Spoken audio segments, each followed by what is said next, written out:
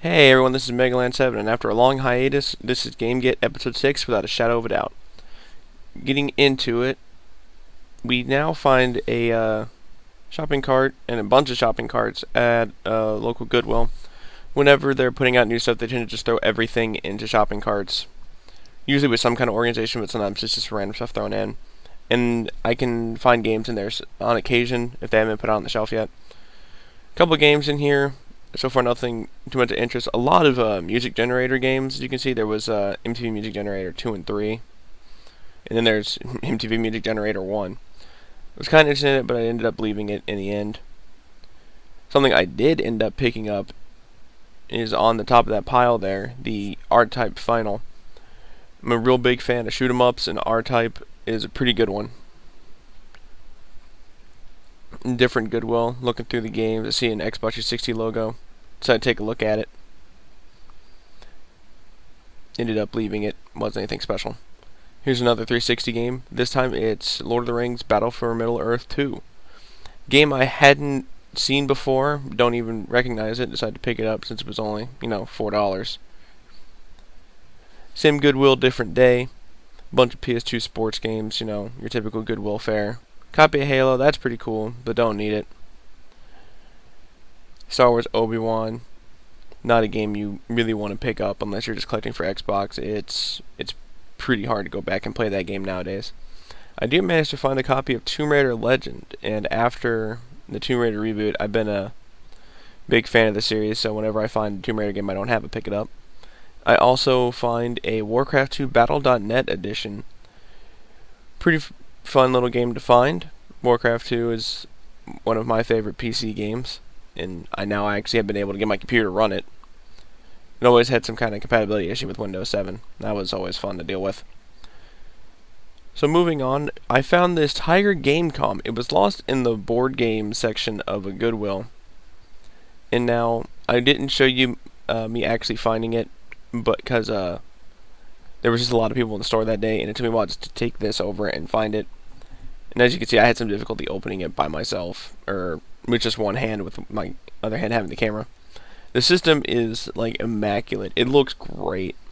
There were a couple games in there, and all the games had their manuals, which was nice. Lights Out, Wheel of Fortune, and I believe the other was like, it was Indy 500. I knew it was an indie game. I just didn't know what its name was. But it was in great shape. The box had a little bit of wear and tear, and there was one small stain on it. But I only paid, as you can see, about $3 for this, so I was definitely happy to have it. Same Goodwill's game come different day. Going over the games, Guitar Heroes, and sports games, and then whoa, what is all this? Start off with a Soul Calibur 2. The game was not in the case, but I didn't have a case for it, and they gave me the case for free. And then you can see this stack of games are grabbing Dragon Ball Z Budokai Tenkaichi 3, Shadow Hearts Covenant, Mortal Kombat Deadly Alliance, Mortal Kombat Armageddon. Really good stack of games here. Final Fantasy Tactics War of the Lions, Oni. And then what's this? 2 more Shadow Hearts games. The original Shadow Hearts and Shadow Hearts from the New World.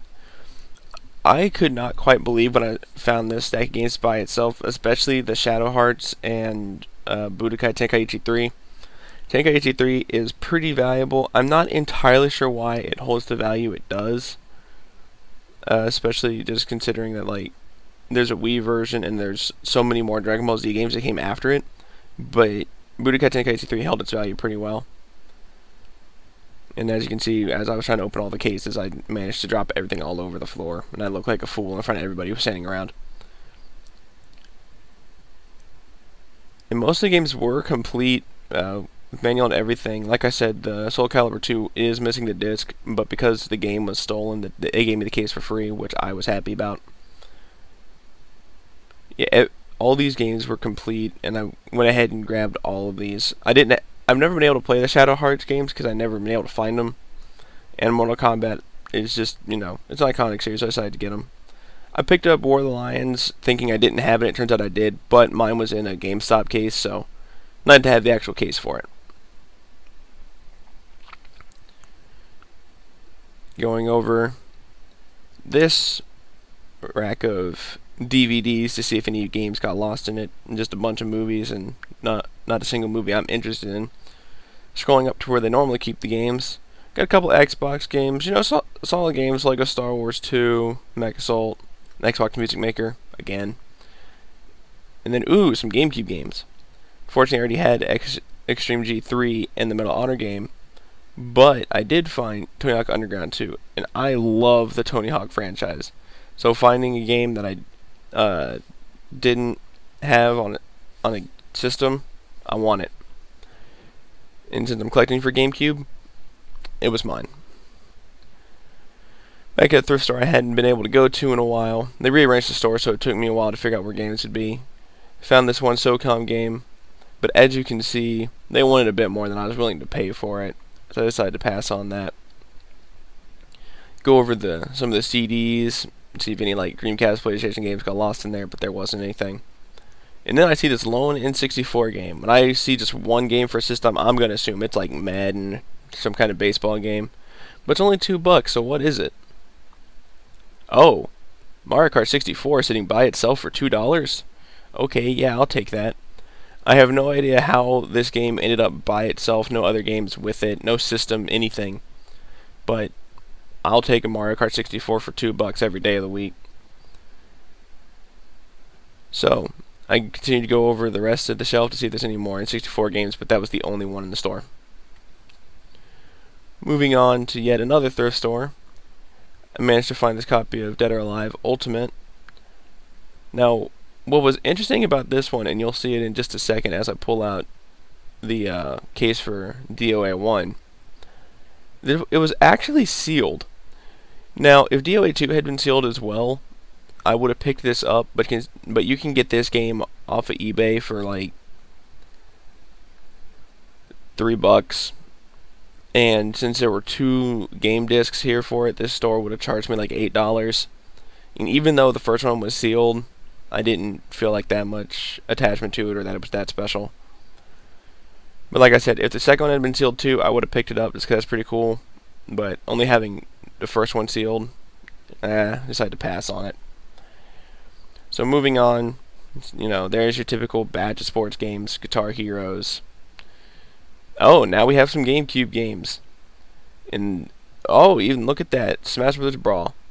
When I first saw this, I figured there was no way the disc was in the case. And sure enough, look at that. Nice camera work. Take out the disc to see if it looks bad. No, that disc looks great. Don't know how it ended up at a thrift store. Figured it was probably, scratched and broken, but nope. Everything worked fine on it. I also found this copy of Mario Kart that had the bonus disc. Now, I'd been looking for a bonus disc version of this game for a good little while, ever since I learned that it existed. It didn't have the manual, which is unfortunate, but I was just happy to finally find the bonus disc version. And now we have Burnout 2, covered in Blockbuster stickers, which is unfortunate, but if I really want to, I can get those off. It is complete. And, as I was looking at it, I was trying to decide if I wanted it, and my other problem was I couldn't remember if I already had it. I knew I had a Burnout game on the GameCube, but I wasn't sure if it's 2. There's this small puncture in the artwork on the back. And I almost left it, and you can actually see me put it back, but I ended up going back and grabbing it. Because I decided I didn't think I had it, and I didn't have Burnout 2. So, even if I just got Brawl and Mario Kart, that'd have been a good haul. Bunch of games at this place, but mostly just stuff you wouldn't really care about. Like I said, your typical sports games. You can see a Wii Fit down there. Bunch of PC games. And then I see this stack of N64 games. Mario Tennis? Yes, please. Banjo-Kazooie? Sure. Most of these games were $4, with a couple, like that Star Fox, being marked at 8. So I end up leaving the Star Fox, but I do get Mario 64. I do grab the Paperboy. I go ahead and grab Clay Fighter, and no, that's not Sculptor's Cut, unfortunately. 2 Elmo games, decide to pass. Tickets Honey Hunt, no thanks. Pokemon Snap, okay. Wave Race, great game, don't need it. Gex, another great game, already have it. Talk 2, already have it. Tony Hawk. Bunch of solid N64 games you can see here. But I just kind of picked up what either I didn't have and wasn't marked $8, or I figured it'd be good for trading. That's it for this episode of GameGet, thank you so much for watching, and I'm sorry there was such a long break between episodes 5 and 6. I had a lot going on. I just didn't have time to go out and find anything. Tell me what you think in the comments.